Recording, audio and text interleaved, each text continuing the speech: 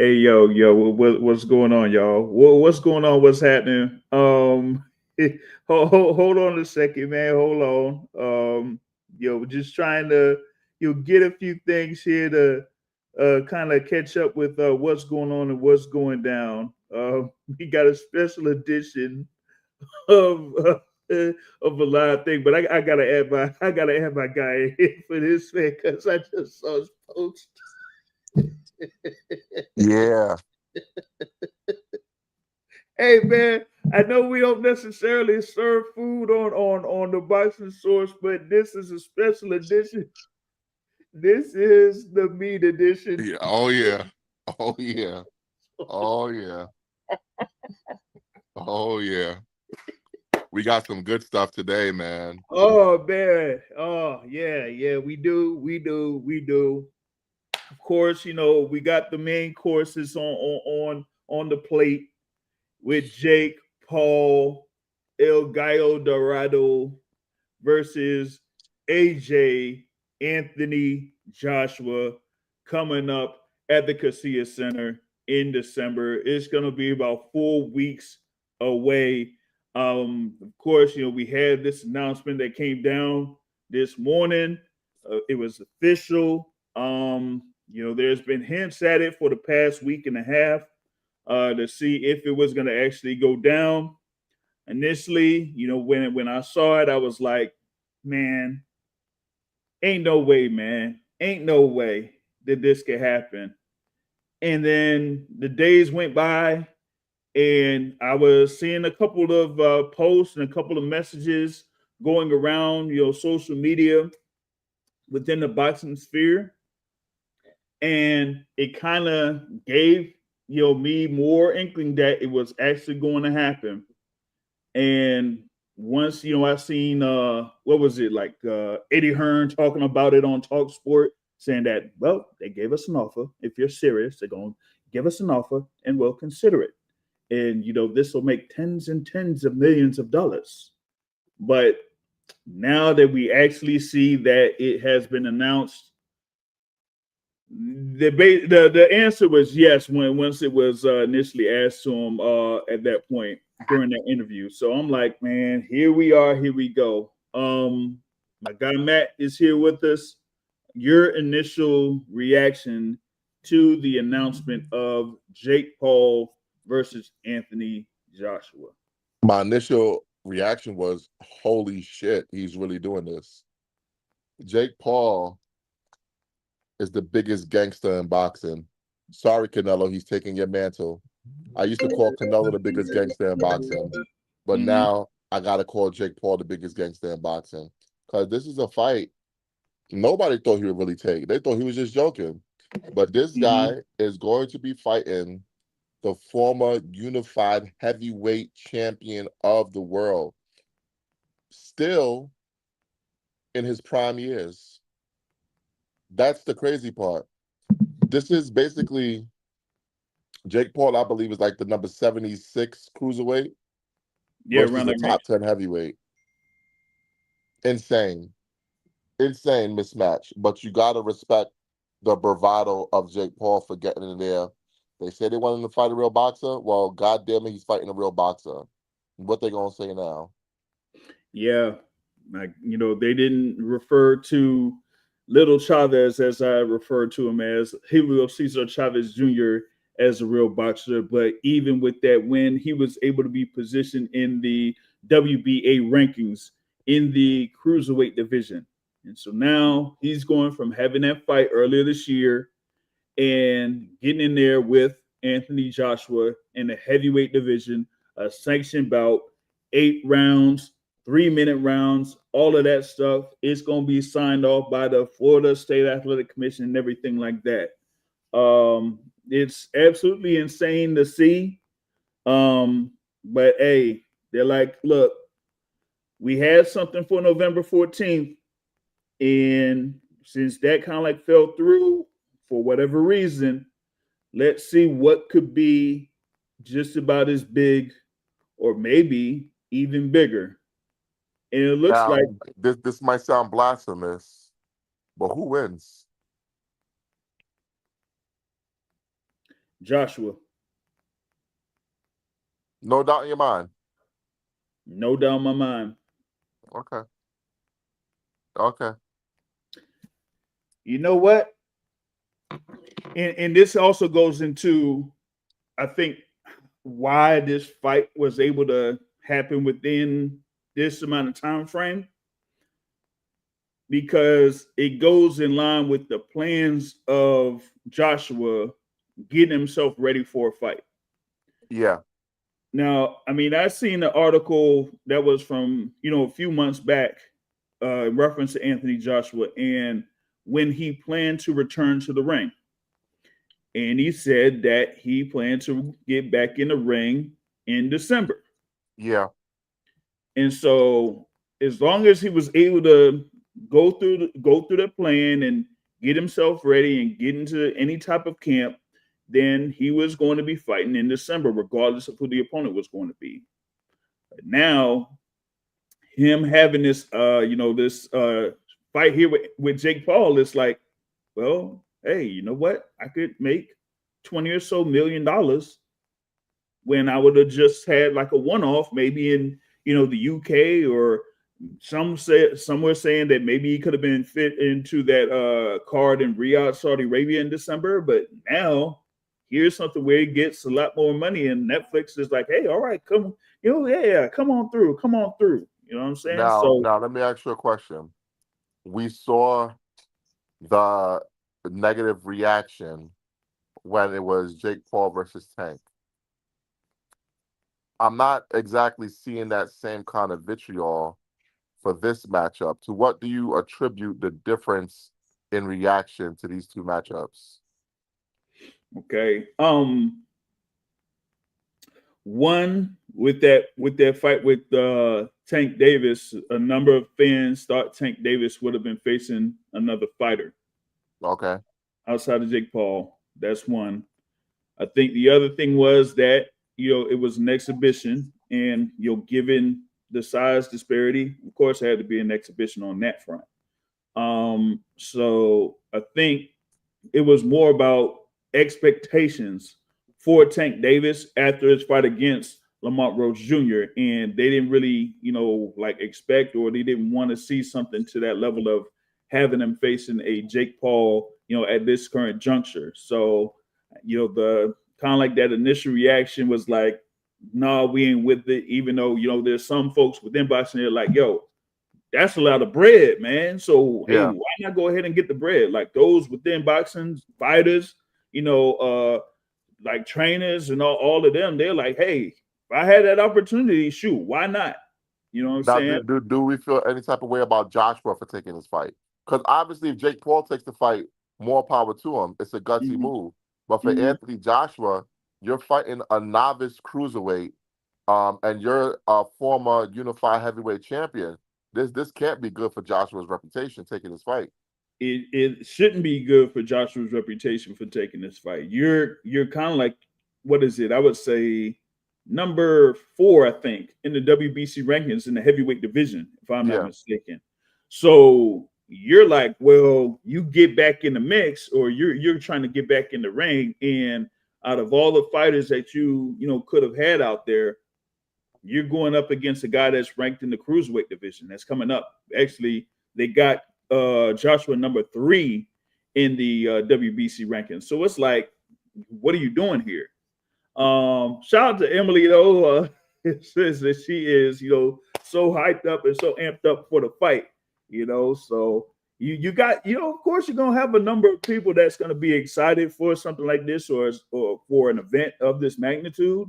But there is a lot of risk there for Anthony Joshua for this particular bout, regardless of what his status is or what his health is or whatever.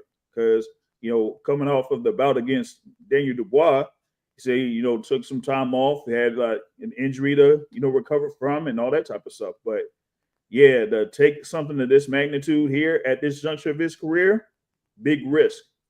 I've seen the debate raging on social media, so I'm gonna throw the question to you: which fight is bigger, Jake versus Tank or Jake versus AJ?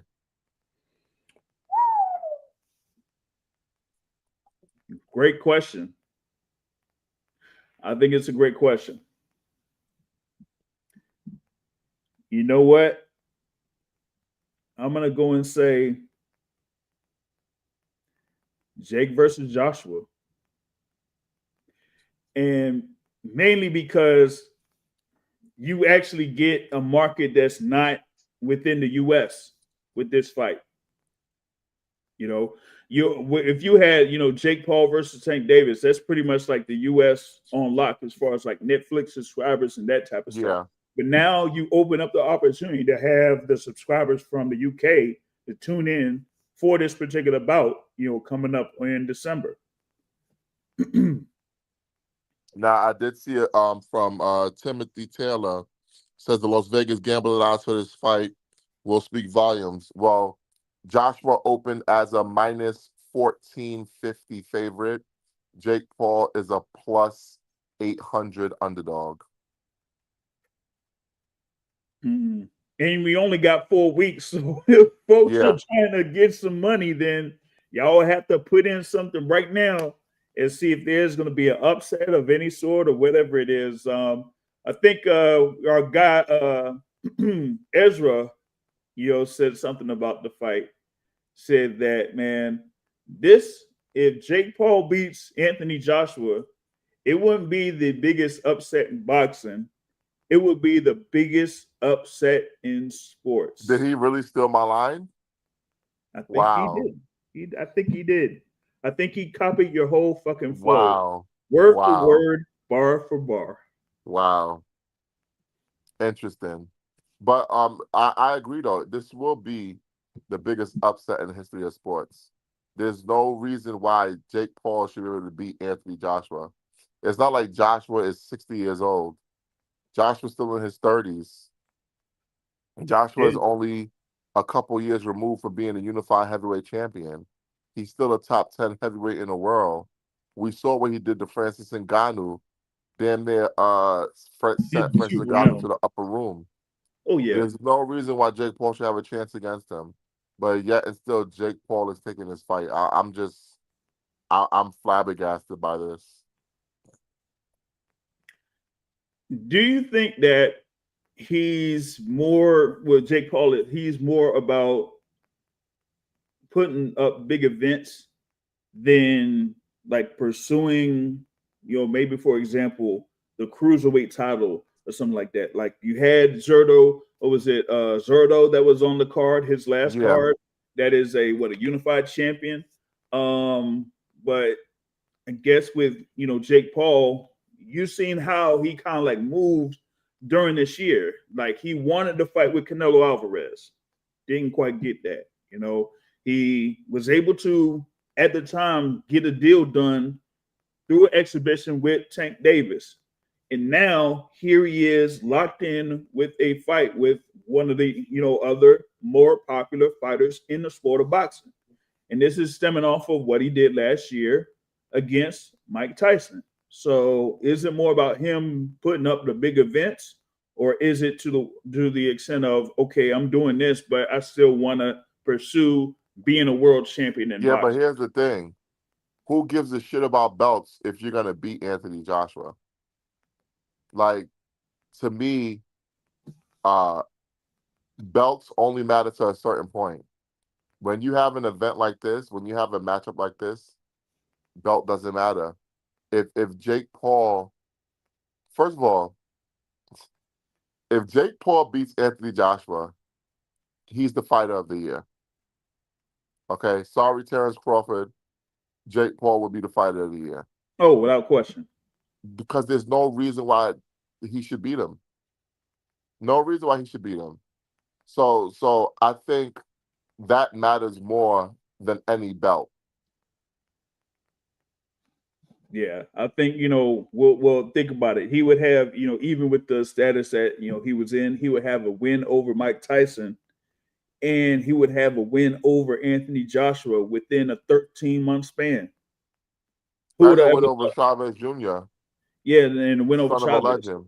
Now, yeah, and Jake Paul started his professional career at the beginning of 2020. And here we are, almost at the end of 2025, and he has, a couple of the, he would be having two of the biggest events in boxing, basically And that he's hosting. I will also say this: if Jake Paul beats Anthony Joshua cannot get into the Boxing Hall of Fame. No, I don't think he would. But the thing is, a You lot can't of lose people, this. yeah. But here's the thing too, though, it would kind of like seal him because they already have doubt that he would be a Hall of Famer right now. Even with him being a two-time unified heavyweight champion, there's still some people that have mixed thoughts of him being a Hall of Famer. But yeah, this one would kind of this would definitely put him out of the discussion of being a Hall of Famer because the thing about it is initially he is part of a heavyweight era, right, where he's a unified champion, but up to this particular point, he hasn't fought Tyson Fury or Deontay Wilder. Correct. So how does that, you know, how does that, kind of linger for those that are currently, picking who would be or voting who would be in the Hall of Fame? Now, remember, like for example, for y'all, the Hall of Fame ballot has over 40 entries in or 40 candidates in the Hall of Fame, and the people got to vote for 3 or as many as 5. So that's crazy. Taylor says that Anthony Joshua lands the same right hand he landed on Francis Ngannou and Jake Mike. This is why he thinks that this fight is WWE. I don't know about all that. Um, Not when there's like so much on the line as What far as happens like if Jake Paul reputation, lands his overhand right? like he did against who was it? Who did he get with that right hand? Like Nate over. Robinson, Ben Well, Askren. yeah, Ben Askren, talking about Nate Robinson. I don't know about like the thing with Nate Robinson, but what about like if he landed that hit like he did against Tyron Woodley? Yeah, yeah. How would that work?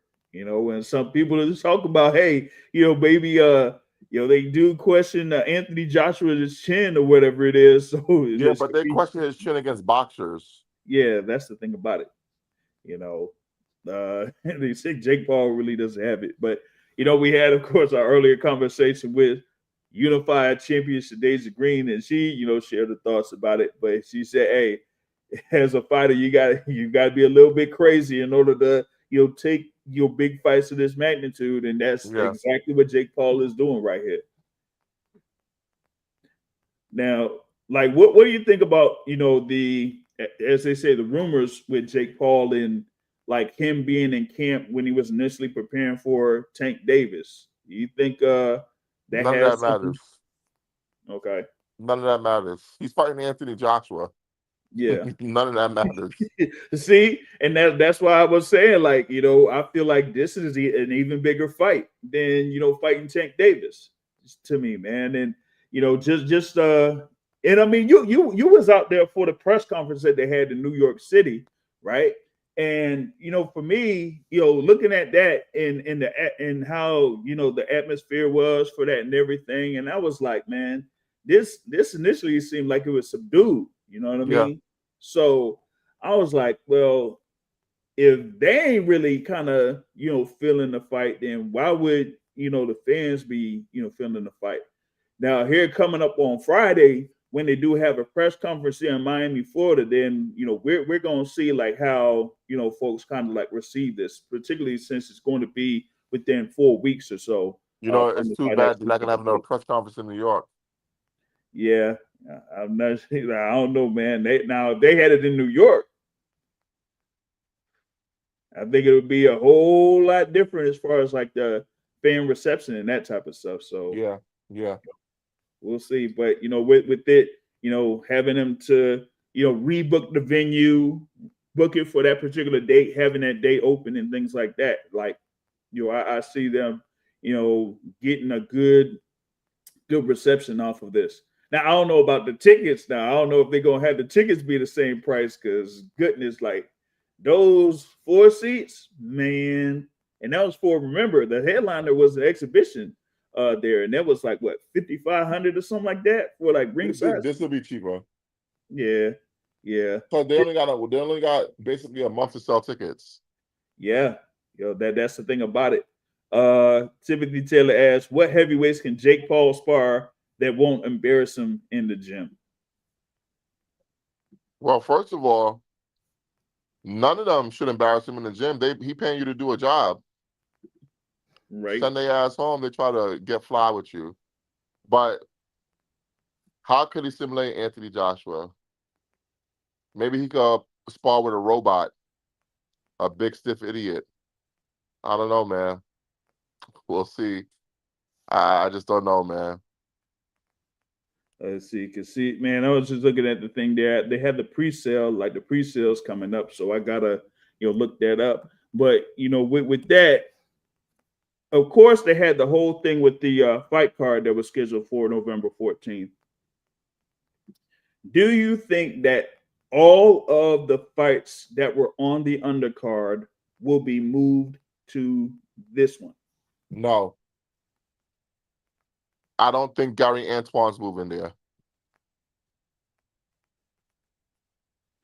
Yeah, we talked about it, there through Brunch Boxing, as far as like, what could potentially happen before this was announced for Jake Paul and Anthony Joshua, and that, it depended on who the opponent would be for Jake Paul if that fight between Gary Antoine Russell and Andy Hirooka would be on the newly scheduled date. Yeah. So here it's like, nah, not necessarily going to happen on that front. Yeah, I see it there that tickets for this is going to be on sale on Friday at 12 o'clock, Eastern time. So that's going to be something there to look at, man. Yeah, so basically a month to sell tickets. Yep, a month to sell tickets. They're gonna have like a pre-sale probably like the day before, but even then they're gonna have to rush to see what they could get off of this. You know what I Yep. mean? Now on the Netflix side, what do you think it does for Netflix? I mean, it salvages a big event that was going by the wayside. This is a big deal, and it shows that Jake Paul is a great partner to have. Yeah, he's willing to work. I mean, I think they kind of talked about it. Once they initially had made the announcement or whatnot that the fight with Tank Davis was going to be canceled. They're like, you know what? If we're gonna have this happen, then let's see what we can do if we could have something later this year, or if we have to push it next year. So once they put out the press release of that, they pretty much said like, okay, we're gonna have Jake Paul coming back in the ring before the end of 2025, and so they, had it in the works. Like, okay, we could call, this person, we could call that person, see if they'll be able to work with us in order to make the fight happen. And they had the thing there with Anthony Joshua. And I guess maybe they, talked with Netflix and said, hey, would you still have, the budget, the same budget or around the same budget if we're able to secure Anthony Joshua in the fight for December, if we make it for December. And if Netflix said yeah, then they're like, okay, this is what we got for you. If you're able to take it, that's great. You know what I mean? So props for them to being able to get that salvage, as you say. And now we see what's gonna happen here within these next 4 weeks on that front. All right. So wanted to get on a few other things here for this thing here, since this is the as they say, the meat edition of, the boxing sorts here. But hold on, we got one more question, right? It says, why did Jake Paul pick Anthony Joshua over Deontay Wilder if Wilder is supposed to be completely washed up in more of a winnable fight? Well, It was never a discussion. yeah, like that wasn't in the plans of Jake Paul. Like It wasn't in the plans for Deontay Wilder either. I don't yeah, think Wilder would take that fight. yeah, yeah, I don't think he was going to take that fight. So that was like not really in the anywhere in the stratosphere. Shout out to Trill. Yes, so this fight doesn't get as blood flowing. Oh man. Hmm. Is it good? Does it or what? Absolutely. Are you kidding me? I couldn't even stand up when I heard about this fight.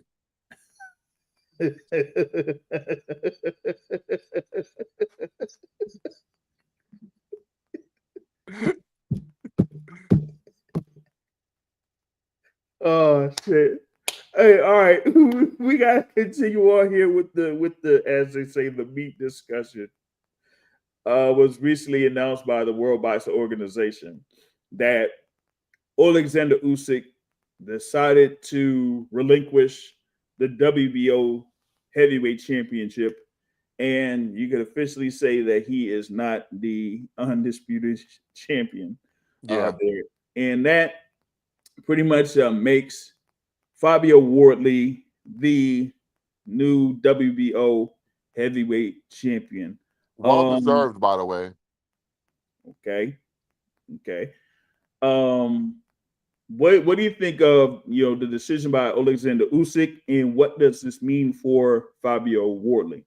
So what this tells me is that Usyk is probably going to fight Fury or Joshua, maybe in February in Saudi, because why not fight Fabio Wardley? Why give up the belt?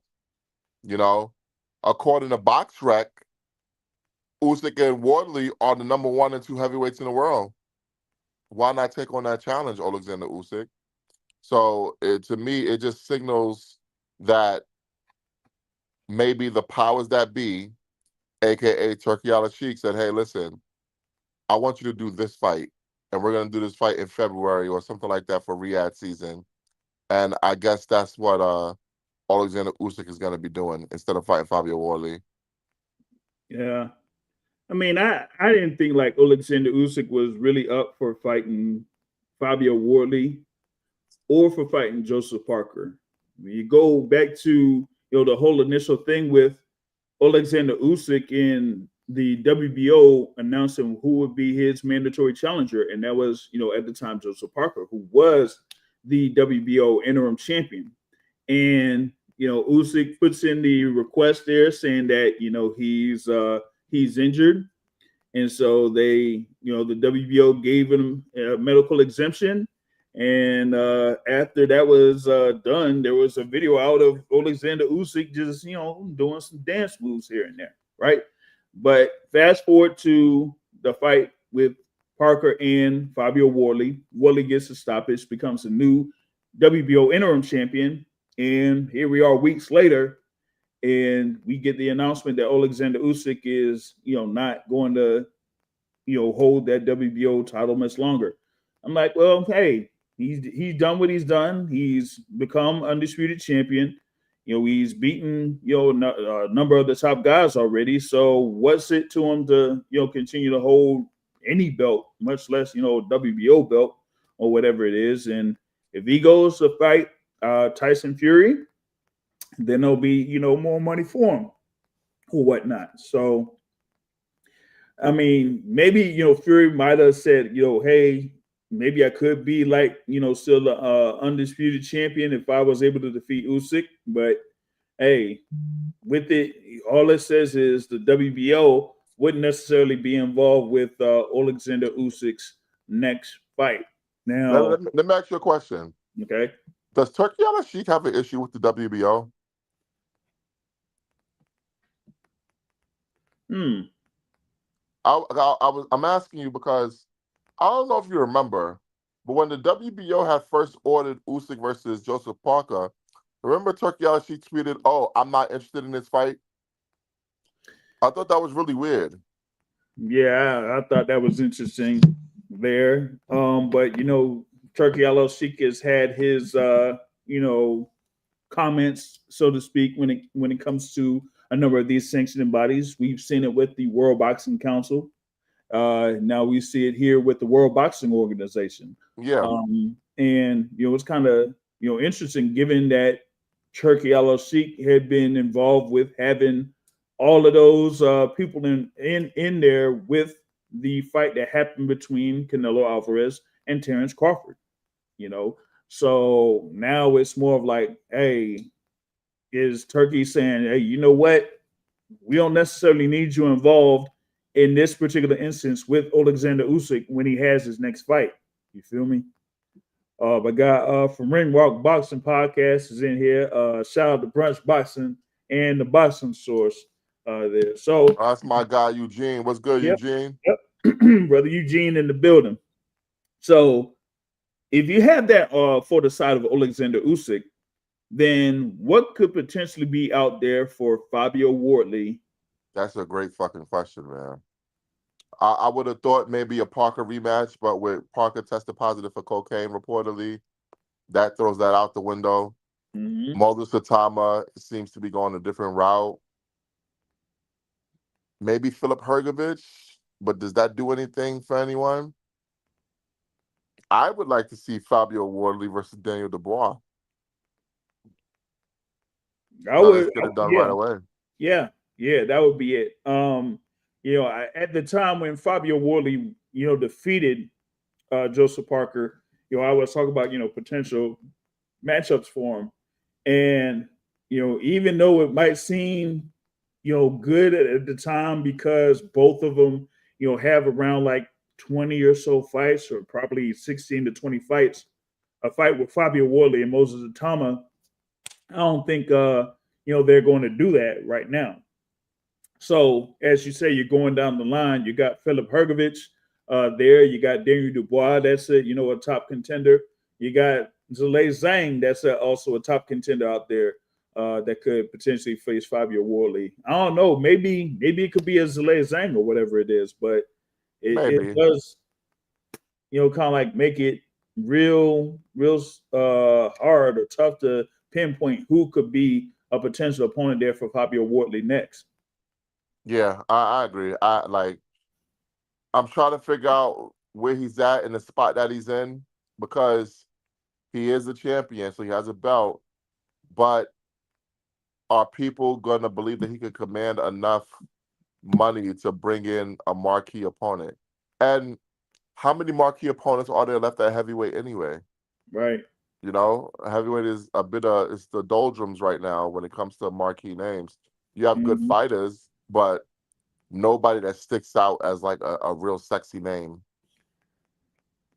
If he waited a little bit, I got to see when this fight's supposed to take place. But you do have also in the heavyweight division, I get Cabiel that Yeah, that's has happening. I think in January 12th. I want to say. yeah. So I want to see like if Cabiel or Neba at January 10th, they're in Germany against Damian Neba. So if that fight goes through and we see if Fabio gets through that, then maybe that would be the fight there for Fabio Wardley later Yeah, on in the year. if you're Worley, don't you want to come back sooner though? Yeah, I would think he would want to. I would think he would want to. Yeah, I would want to come back sooner. I mean, you just got the belt. You just fought in October. It was a grueling fight, but you seem to be okay. Mm-hmm. Try to run back out there February or March. February, March, yeah, yeah. So I don't see like why he can't do that. It's just as we say, who would the potential opponents be out there for him? You Yeah, know, I don't know, man. It better not be like someone like a Jalaloff or something like that, man. That would be, yeah, that would be kind of wild. you'll never have to worry about Law fighting a top heavyweight. Don't worry about that. Yeah, man. Oh goodness, but that just puts the top of the heavyweight division there in a little bit of limbo as to like what could potentially happen. But what else do you see on the horizon there in the heavyweight division though? Well, you just mentioned it. Ajit Kabayel versus Damian Neba. What a great fight. Neba's stepping up. Kabayel has already stepped up and he's on a tear right now. So Yeah, I'm very curious if Neba could be the one to upset the apple cart and take that interim WBC heavyweight strap from him, I mean, we had Damian Neba be fairly active here this year. Last bout was in that card at the Barclays Center against Joey DeWisco. Um, he got through like 7 rounds in that joint, man, before stopping Zeweczko. Yep. And now you get from it was like about a couple weeks from that fight, and now being locked into having a fight against Agi Cabio for the interim WBC heavyweight championship. That's huge Yeah. there for Demian Yeah. Neva. So hey, he'll be like, just coming off of a fight and then right back in the gym to prepare for this. Now you got Cabello that's used to fighting much taller guys, and he's been able to break them down and stop them. Now, is he going to be able to do the same thing here with Damian Neba? That remains to be seen. Remains to be seen. Now, recently, Queensberry announced that Moses Atama is going to be taking on Jermaine Franklin. What are your thoughts on that particular matchup? That's something where I think Atama is going to have a little bit of, I would say, a little bit to kind of like get used to. I don't see Jermaine Franklin being like an easy night for him. But I think it's somewhere Atama is able to stay busy, and with him being right there as far as like being a contender in the heavyweight division. So it's something where it's like, okay, if I can't get anywhere to being or fighting for the heavyweight championship, let me have something here like in the interim to see if I'm able to stay active, and then after that we'll see what they kind of like match them up with later on Yeah. in 2026. No, I get it. I get it. Um, I don't care for the matchup though. I'm not gonna lie to you. I think it's a piss poor matchup because the way everyone was talking about Atama is that he's the next coming. He's everyone's prospect of the year. Mm-hmm. Why is he still fighting these fights then?